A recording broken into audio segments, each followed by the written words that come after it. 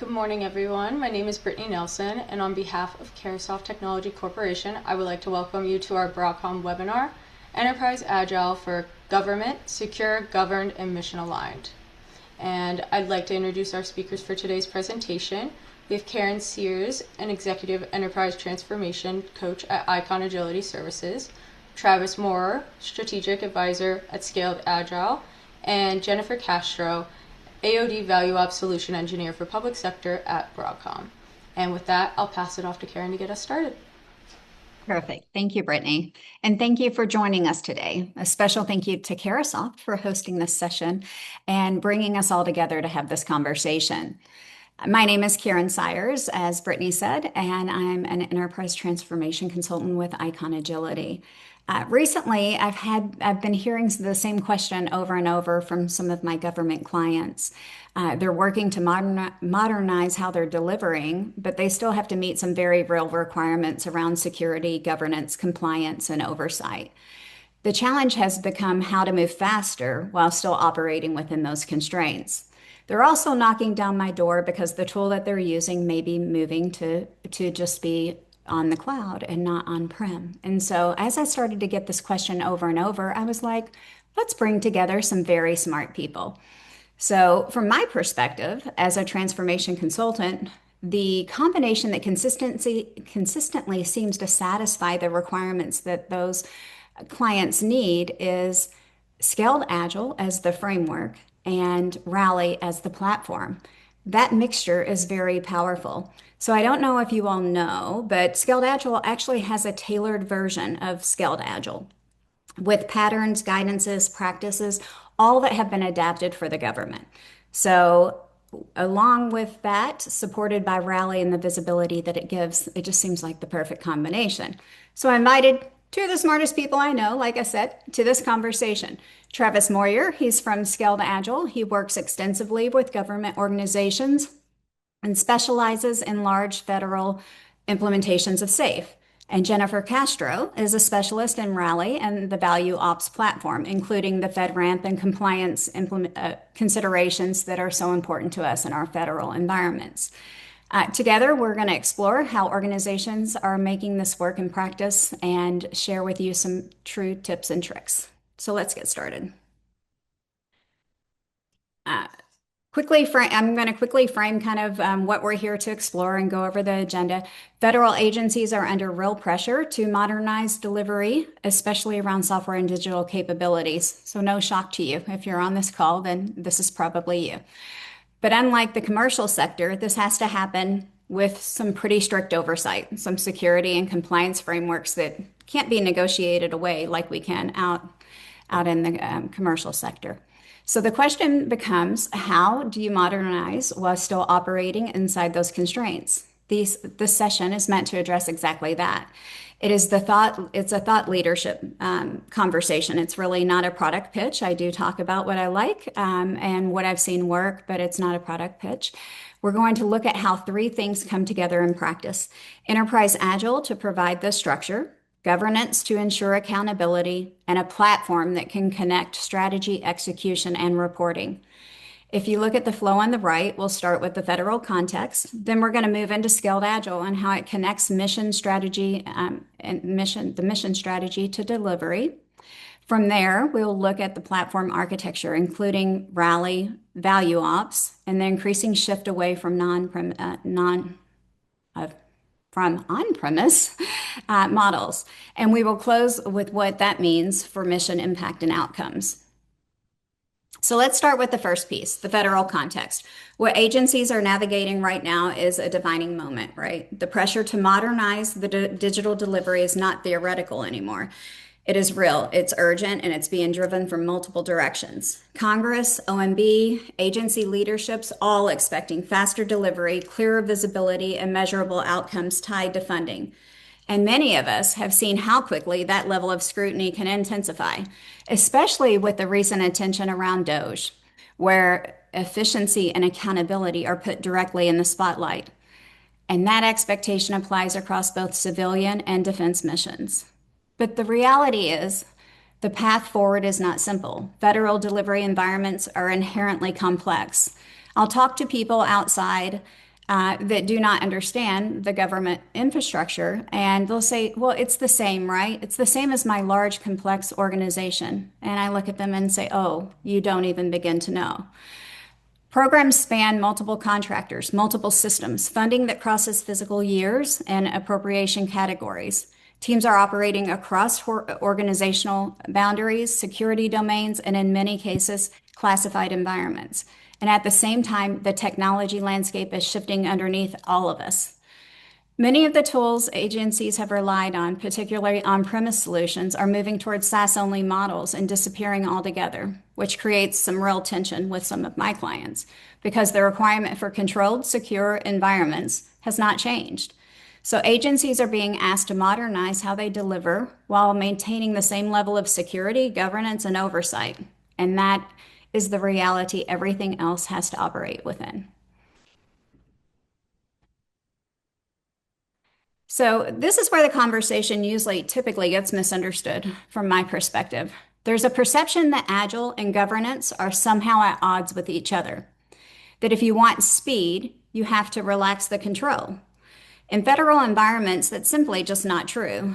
In fact, the opposite is true. Agile has to operate inside one of the most structured and regulated environments that exist. Federal programs are governed by statutory and regulatory frameworks that shape how investments are approved, secured, and executed. Frameworks like FITARA define CIO authority and oversight of technology investments. FISMA drives continuous security monitoring and accountability. RMF governs how systems are authorized, including ATO processes and controls over the full environment. And beyond there's constant visibility into program performance through congressional oversight and inspector general reviews. So this is not just an environment where you can move fast and figure it out later. Every decision, every investment, every piece of work has to be traceable, justifiable, and defensible, which means Agile in this context cannot bypass governance. It has to reinforce it. That is why the key shift is not choosing between speed or control. It is designing a system where delivery is inherently secure, governed, and aligned to mission outcomes, not despite the constraints, but because of them. And this is where those constraints kind of collide with the major industry shift. Across software landscape, we're seeing a very clear trend. Vendors are moving towards SaaS-only delivery models. We talked about that, causing some problems. That seems to be the biggest problem right now that people are coming to me for and saying, how are we going to operate? For commercial organizations, that's kind of easy. I talk to them and I'm like, hey, this is a very manageable transition. But for federal agencies, it introduces some real operational risk for us because the environments we just talked about do not change just because the tooling does. The government does not budge because the tooling says, hey, we're going to change. Many federal systems operate on restricted or fully air-gapped networks where external SaaS connectivity is simply just not an option for us.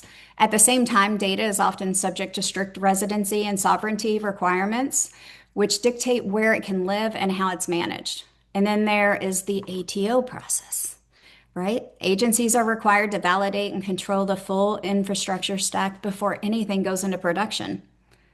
That's fundamentally different from consuming a SaaS platform where you do not control that layer.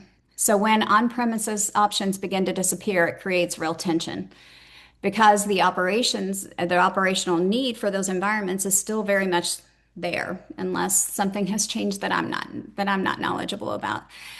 Which is why this is not just a technology decision or discussion going on today. It's a strategic one. Federal agencies need deployment flexibility, the ability to operate in FedRAMP authorized environments, maintain on-premises where required, or leverage secure partner clouds depending on the mission. Not a single mandated model, will satisfy us all. Because in this environment, flexibility is what allows our agencies to modernize without introducing risks. And this is where everything we've talked about starts to show up in a very real way. At this scale, visibility is not a nice to have. It is a requirement. Federal program leaders are constantly being asked to demonstrate progress, justify investments, and report outcomes across a wide range of stakeholders, from agency executives to OMB to congressional oversight. And the questions themselves are actually very straightforward. Where are our investments going? How does the work align to the mission? And what progress has actually been made? But those questions become very difficult to answer when the tools are disconnected and reporting is manual. And when you scale that up to programs responsible for billions in funding, this is no longer just an efficiency problem.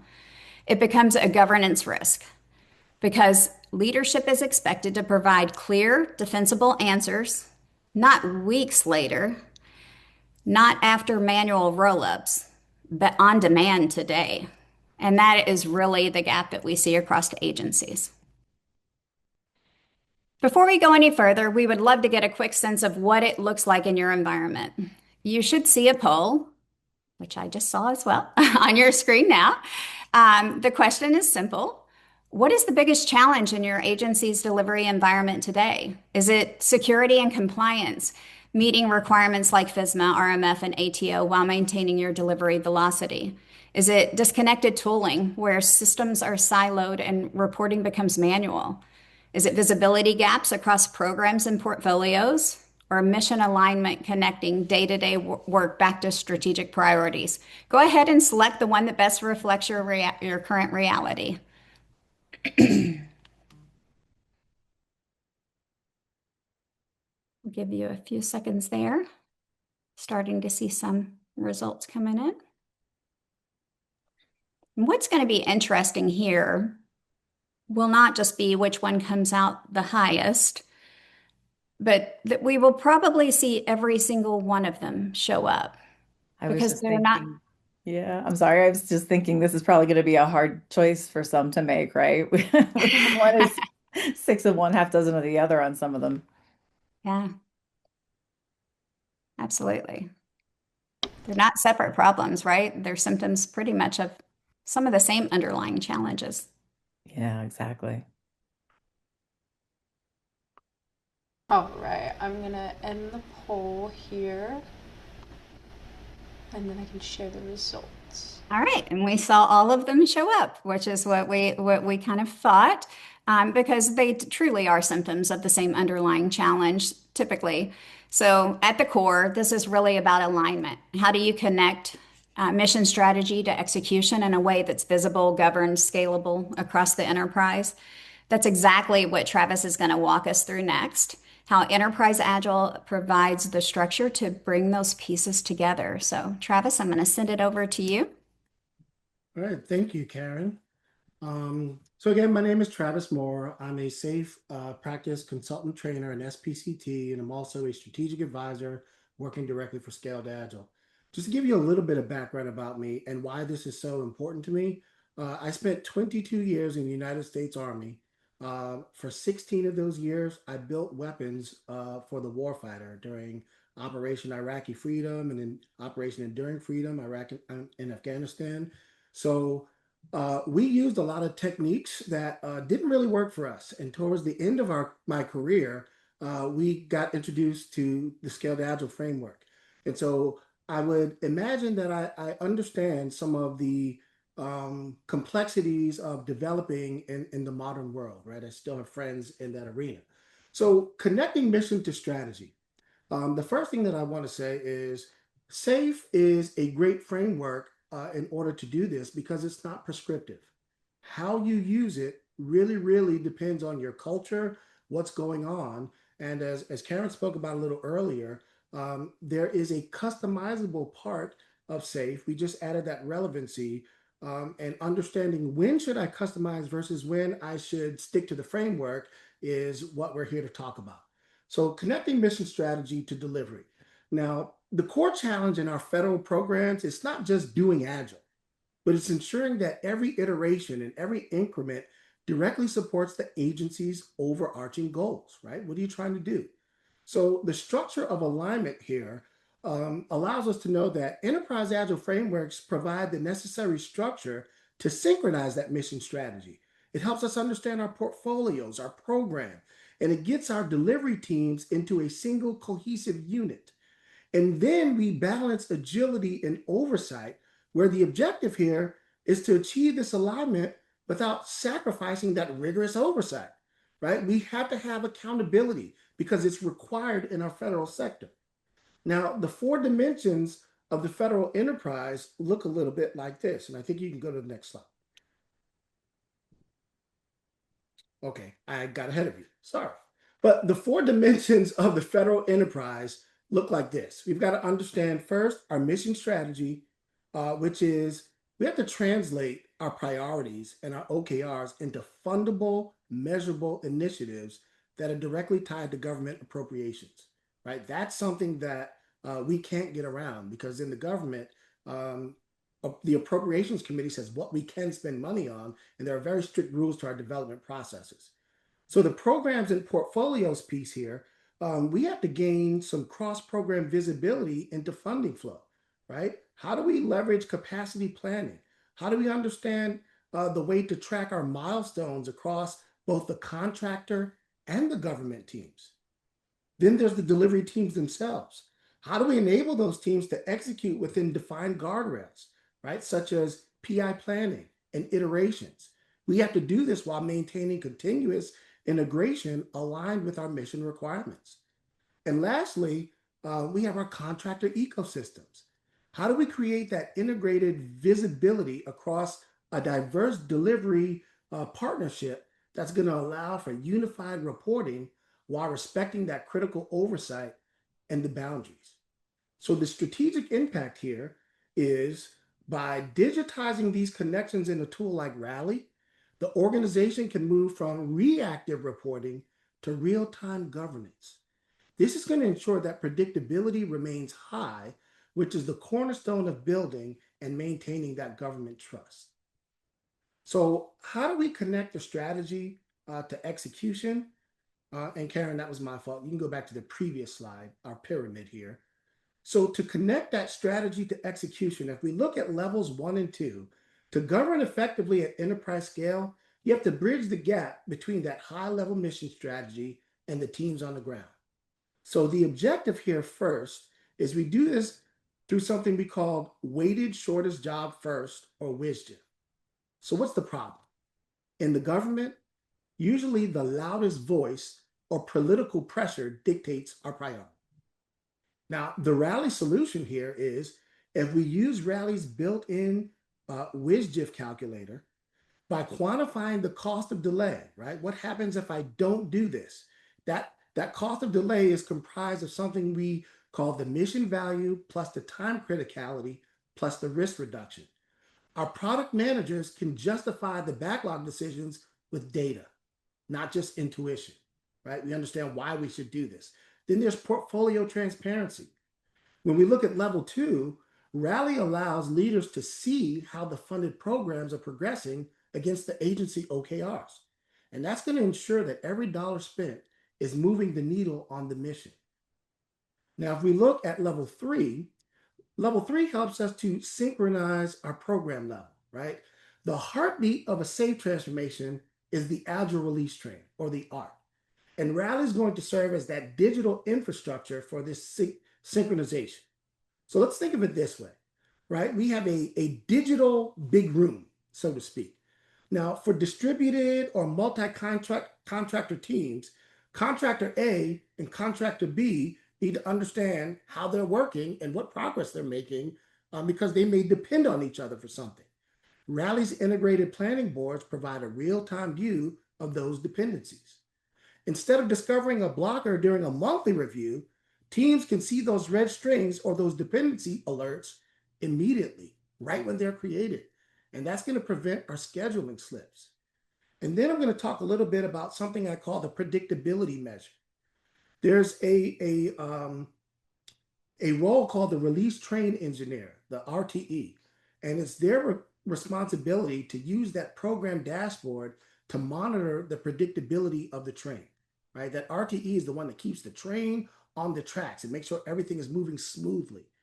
And that is going to provide some strategic insight. Some consistent predictability is going to build trust with the government stakeholders. How many times has this occurred where you're like, okay, you told us you were going to deliver this. Do you have it yet? Is it ready? Is it ready? Well, no, it's not ready. Something happened. Oh, I knew it wasn't going to be ready. Well, if the department or the dashboard shows a downward trend, leadership can make an adjustment to the scope before it becomes a breach of commitment. And that's the beauty of being able to see this. And lastly, level 4, that governance and accountability. In a federal context, Agile doesn't mean no documentation. It means automated documentation, right? So that digital audit trail, Rally is going to help to digitize things like the confidence vote, your PI objectives. This provides an automated, immutable record of what the team's committed to and what risks leadership accepted.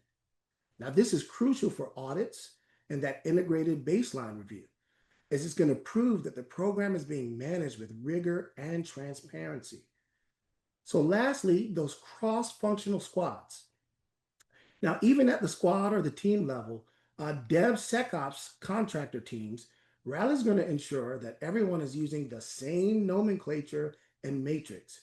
It's going to eliminate what we fall into, those data silos that usually plague large-scale government programs, right? So we're going to be able to see and respond in kind. All right, next slide. So once again, we're going to talk about how do we align the 4 dimensions of that federal enterprise. Now, dimension 1 is your mission strategy. This is where that high-level agency vision becomes actionable. We connect dollars to outcomes. We translate agency-level priorities and those OKRs into measurable initiatives that are directly tied to government appropriations. And then there's that economic prioritization. By using Rally, we can apply those data-driven models like weighted shortest job first to ensure that the most critical mission capabilities move to the front of the line based on the cost of delay rather than political pressure. Then we can move into dimension 2, those programs and portfolios. Now at this level, the focus shifts to cross-program visibility and financial stewardship. So the first thing we want to do is have synchronized funding. We have to monitor the funding flow and the capacity planning across both contractor and government teams to ensure that we have a sustainable delivery model. Then we have to work on predictability as trust. By using Rally's program dashboards, leadership can track predictability across the entire Agile lead stream, and they can ensure that the mission stays on track and avoid overcommitment, right? Nobody wants to tell their supervisor, well, I can't do that. But those dashboards allow us to see, I only have this much time and capacity, yet I have this much work. So prioritization becomes really important. Moving to dimension 3, those delivery teams. The teams are the engine of the mission. And so we've got to learn how to execute within our defined guardrails. We do that through continuous integration. The teams operate through iterations and PI planning, ensuring that their technical output is always aligned with the broader mission requirement. And then we have real-time resolution. Rally's integrated planning boards allow these distributed teams to identify and resolve those cross-team dependencies as soon as they come up. And that's going to help us to prevent those schedule slips. And lastly, as we look at dimension 4, the contractor ecosystem, federal work is hard, right? Because these programs often include dozens of teams and multiple contractors. And we don't want to get into any situation where it's the blame game, right? It's their fault, it's their fault. And so we tackle this by doing something called unified reporting. We're going to enable integrated visibility across both government and contractor delivery without sacrificing the necessary oversight and the boundaries. Using this digital accountability, Rally captures a digital audit trail of PI objectives and confidence votes. And that's going to provide an automated record of what different contractors promised to deliver and a clear history of why certain risks were accepted by leadership. And that's the important part. We understand why and we can mitigate. So balancing speed and oversight. Karen talked about this. It's not a choice. You don't have to pick one or the other. And so those modern federal leadership often feels like, either I get rapid delivery or strict compliance. While here, we want to use governance as an enabler. Strong governance isn't the enemy of agility. Weak manual governance is actually what slows programs down. So we have coexistence here. Properly implemented enterprise agile proves that speed and oversight can actually reinforce each other. And what we move to is we deliver things at the speed of need. So these real-time governance capabilities work this way. To achieve this balance, we have to shift from periodic reporting to continuous visibility. We use those live dashboards. Leadership and oversight bodies, they can actually access live program health data directly in Rally. It eliminates the lag. This is going to remove the need for manual roll-ups or waiting for quarterly reporting or allowing for real-time course corrections. Right? I'm not asking you this, but how much time do we spend making PowerPoints all pretty and nice instead of actually doing the work that we would prefer to focus on? So that digital audit trail. In a federal context, every action has to be defensible to oversight bodies like the Inspector General or even Congress. We need end-to-end traceability. Every single work item in Rally is traceable back to an authorized mission requirement and its original funding source. Right? Everybody can see that, down to the development group that's doing the work. We have outcome verification. This ensures a clear line of sight from the taxpayer dollar to the delivered mission outcome. And lastly, we have this structured risk management through Rome, right? We manage impediments proactively at the program increment or the PI using this Rome framework. What does Rome stand for? It stands for resolved, owned, accepted, or mitigated.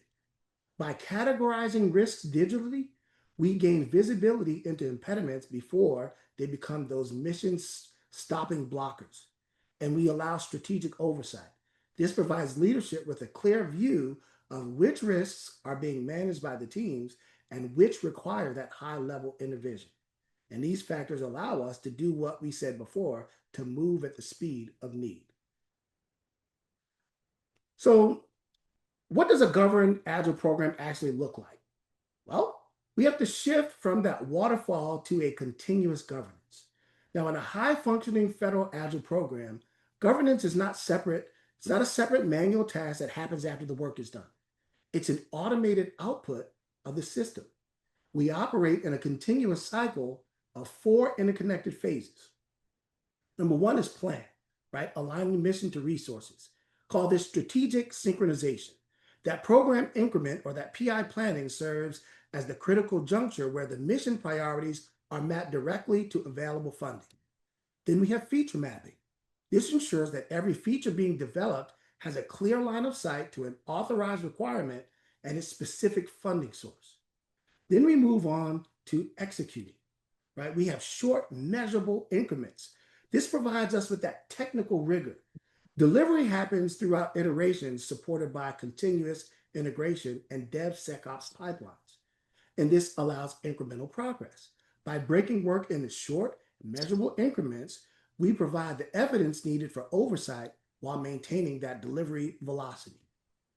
Thirdly, we move on to monitor, that real-time transparency.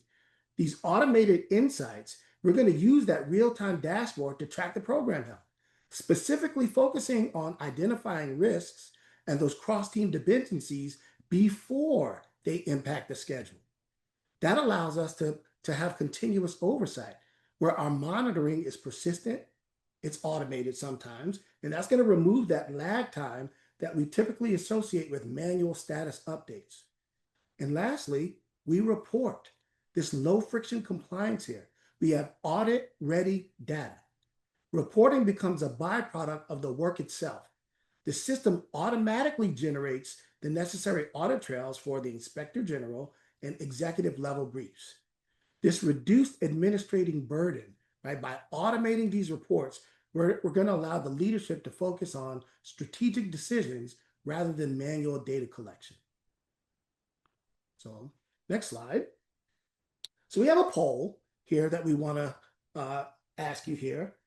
How does work flow in your organization today? Should have just popped up on your screen. And I want you to be honest, right? Because most agencies fall somewhere in the middle here, but your candid answer is going to help us focus the conversation on what matters the most to you. So are you fully disconnected, mostly manual, partially integrated, or fully connected? Oh, wow. Okay. So we can see here that the majority of folks, 60%, are partially integrated, with the second runner-up is mostly manual. So very, very interesting. I think I'm going to turn this part of the presentation over to Jennifer Castro. So take it away, Jennifer. Great. Thank you, Travis. So in the context of everything that you just outlined for us, I'm going to talk about how our existing tooling choices can be leveraged by Value Ops because there's a lot of moving parts that need to be coordinated to support the mission at that speed of need. So first, let's define what is a value ops, right? That's the name of the platform of four interconnected Broadcom products that can also work independently of each other. So not only can each of these solutions be strategically deployed to facilitate a specific area of work, but when you deploy them together, they can form an interconnected backbone of control and communication to accelerate your mission. Now, you might be thinking, Jennifer, we already have tools to do these things. Yes. And what we hear from most of our customers is that today, most cannot create a real-time single pane of glass view of everything they need to see, right? Without costly and time-consuming human intervention. The way things get done and reported on in this stage is usually referred to as a swivel chair integration. And I think our polls are reflecting, what an issue this can be. So in contrast, the centralized locus of control that ValueOps provides allows for work to continue to be done at each level in the specialized tools it's done in today in many cases, but in a more cohesive manner across the organization. So before we get too far into the solution, let's understand how we got here. The Agilists amongst us today would call this a retrospective, right, Travis? Looking at what was done so we can do better next time. Go ahead, advance. So this is a visual representation of that strategy to execution gap, right? Typically, we see strategic planning happening in one system, but the work needed to accomplish those strategies, which may be taking place in a more specialized tool, is not connected to the overall mission strategies in any traceable way. So because of this disconnection, if the strategy needs to pivot, execution is going to lag if it's not inherently linked and able to see those changes in real time. Go ahead next. So let's map this concept into more recognizable categories. Here you can see the types of tooling used for strategic planning on the left, and the tools that execute the work tasks, write the code, and report on status are on the other, right? The result is no shared truth across, leadership and delivery teams. So executives set priorities that teams never see.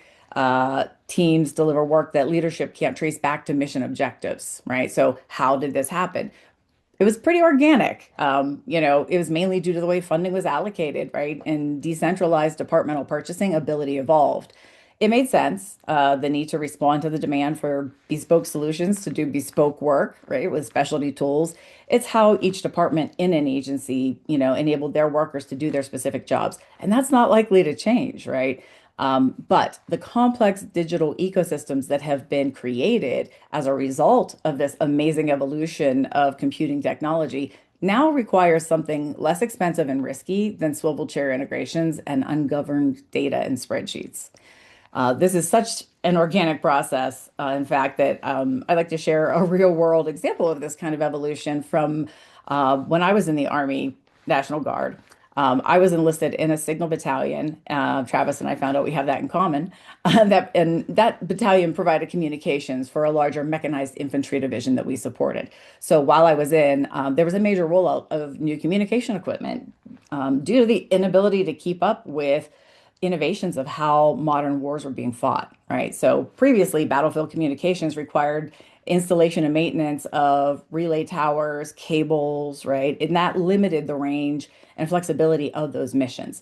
So while it served its purpose for a while, that outdated equipment can no longer keep up with the pace of battle. So evolution of the warfighter was forcing a change of the technology used to support soldiers in the field.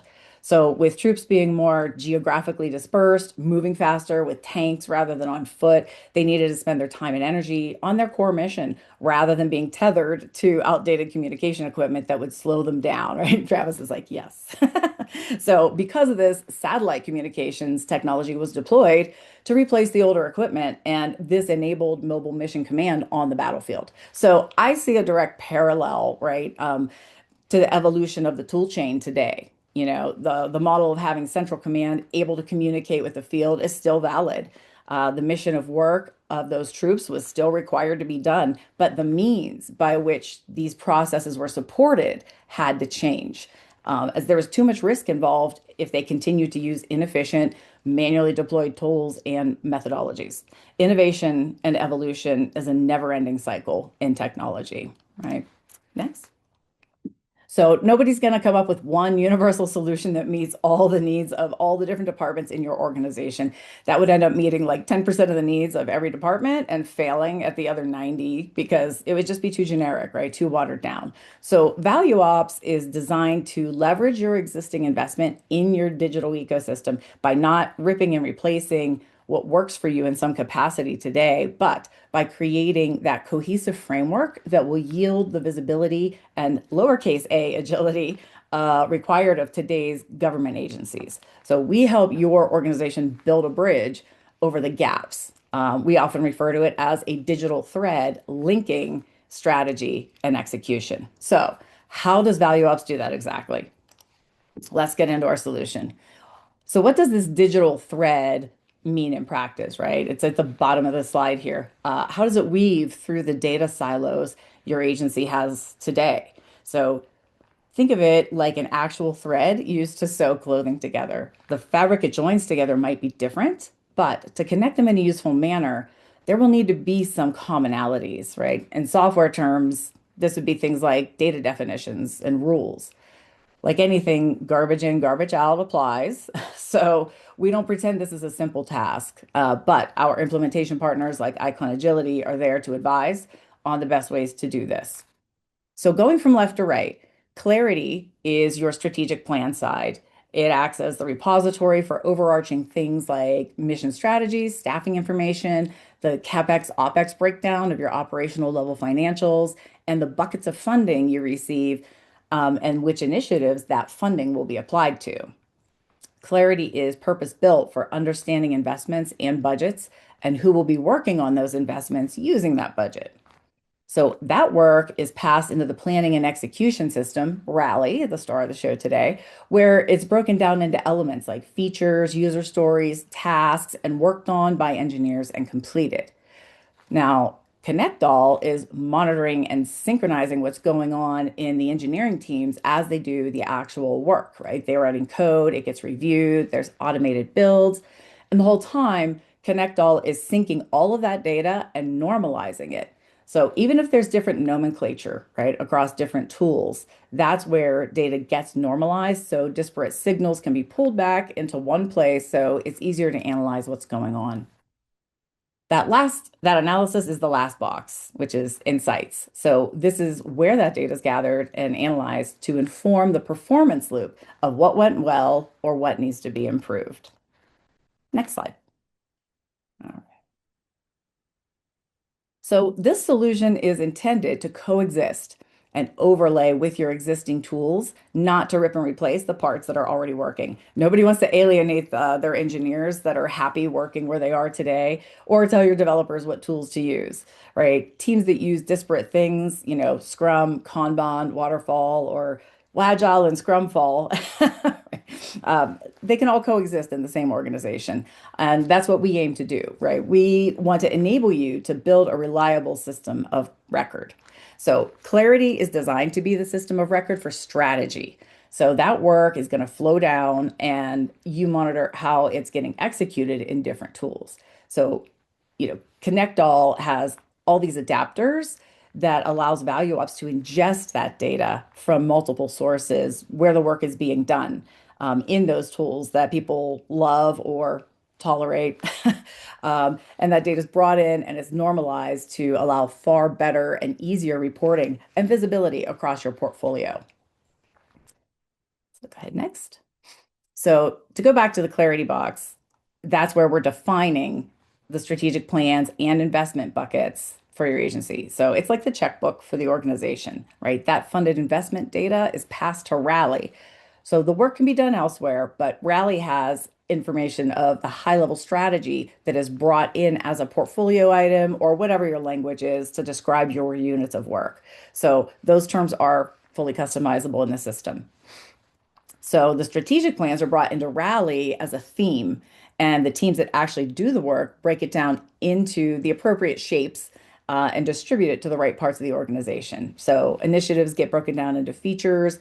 Maybe some goes to DevOps, API engineers, UI engineers, and broken down into user stories with the appropriate teams. And all of that is tracked in Rally. So all of these pieces stitched together to become that digital thread that provides the continuity and visibility. It's a traceable, auditable connection between the highest level of strategic intent and the individual work items delivered by development teams. So this thread is the foundation of defensible oversight reporting. When an IG or appropriations committee asks where the money went, the answer lives in the system, not in an ungoverned spreadsheet that's manually compiled over a weekend. Right? Next slide.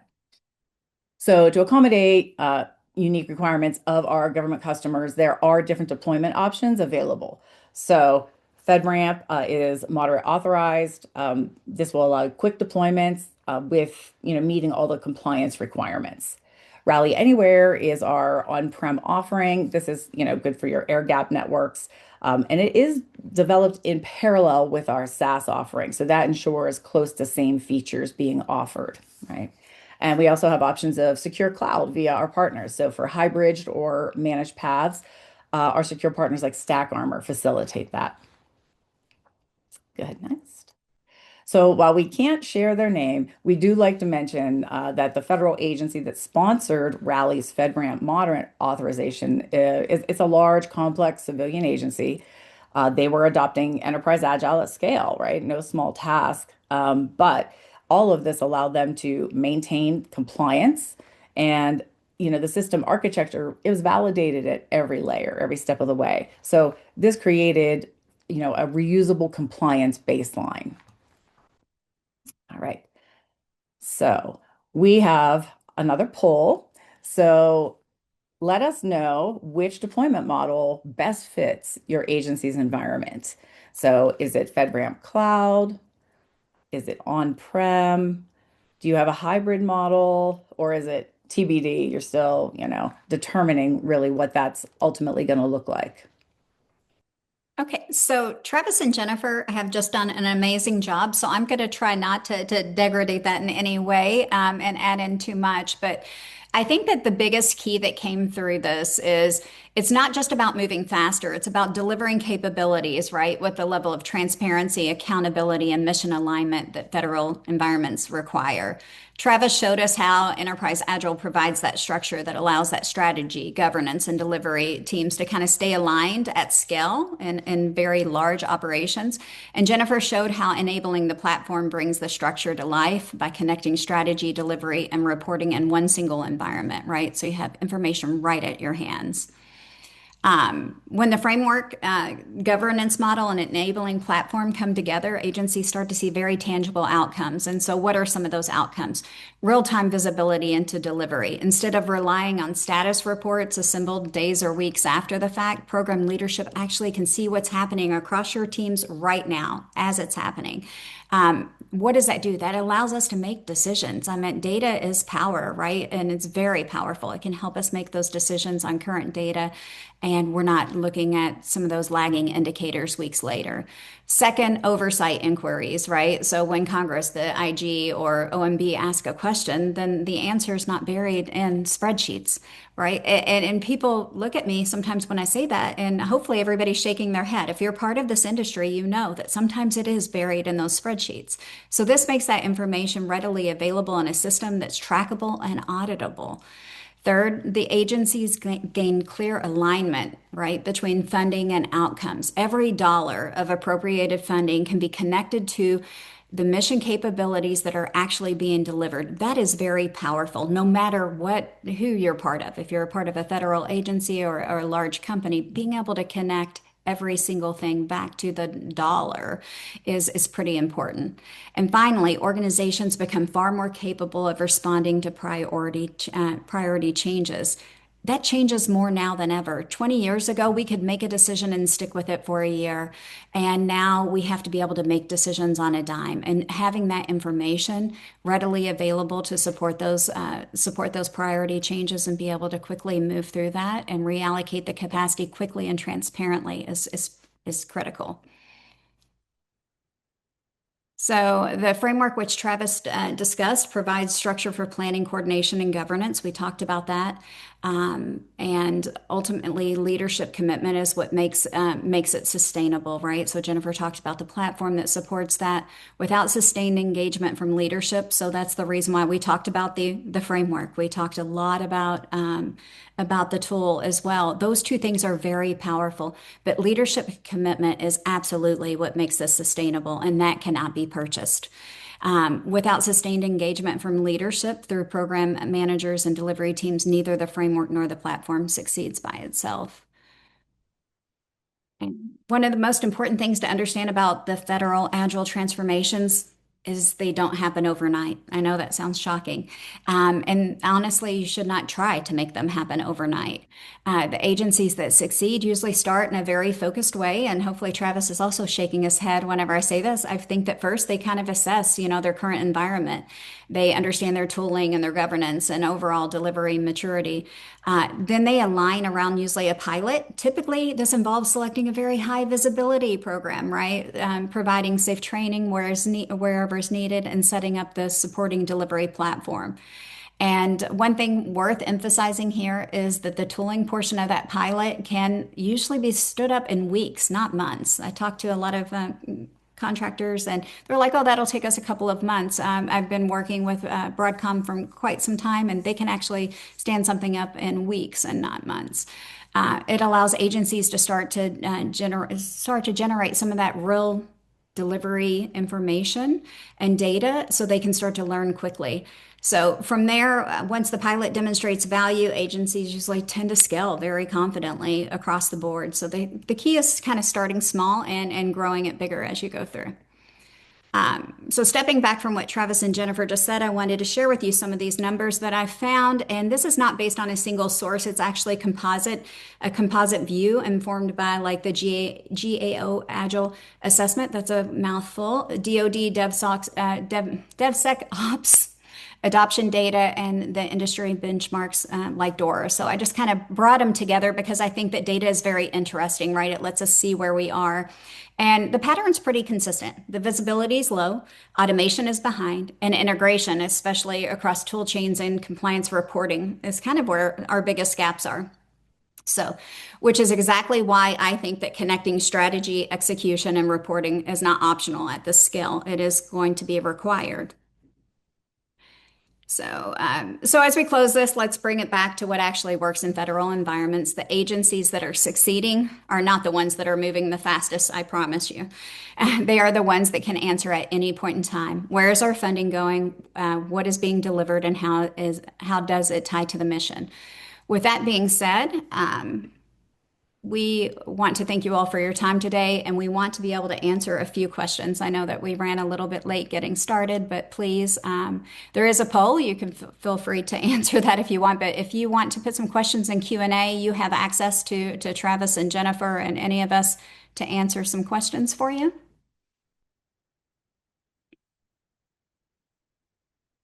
Are there any questions out there, Brittany? I actually have a question. Okay. For organizations that are implementing Rally in a government or regulated environment, what are some of the most important things to get right early in the setup? Oh, sounds like that one's for me.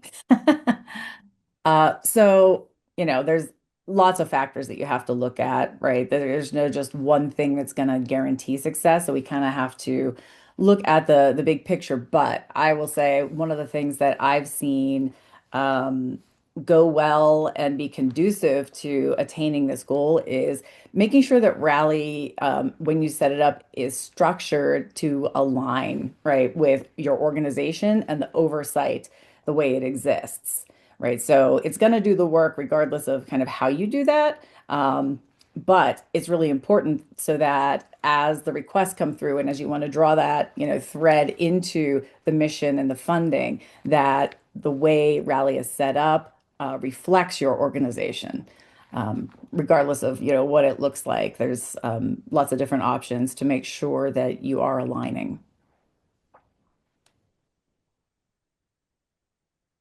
Thank you. And there were a few just housekeeping questions. That poll, that was my mistake. It will come again soon, so you'll be able to answer that. And the recording will be shared with everyone as well. So, as we wrap up, I'll leave you with this. Everything we discussed today comes down to one question: what's your next step? Because in most agencies, the challenge is not understanding the problem. You're probably like, Karen, you talked a lot to me about things that I already know and what is out there, and I'm very familiar. The challenge is actually knowing where to begin, right? How do you move forward and how can you tackle that problem? So what is found is that there's no really one size fits all path. For some, it begins with stepping back and evaluating the operating model and governance. For others, you might just want to look at improving visibility and traceability. And in some cases, it's bringing both of those together. So we've got the poll up, if you don't mind, to kind of fill that out and tell us, if what would be the most valuable as a next step maybe to you. And from there, then we'll follow your lead. I would love to kind of point out that the three of us have agreed that we would be more than happy to schedule some joint sessions with you too. So then you get all different perspectives. So pretty exciting working alongside Jennifer and Travis today. So I want to thank them, and I want to thank all the attendees as well.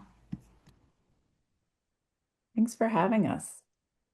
Thank you all so much. You all did a great job. This was awesome.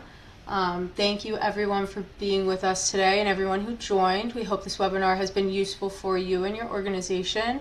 And if you have any further questions or would like to request more information, please feel free to contact us via the information on the slide. Thanks again and have a great day, everyone. Thanks, everyone. Thank you.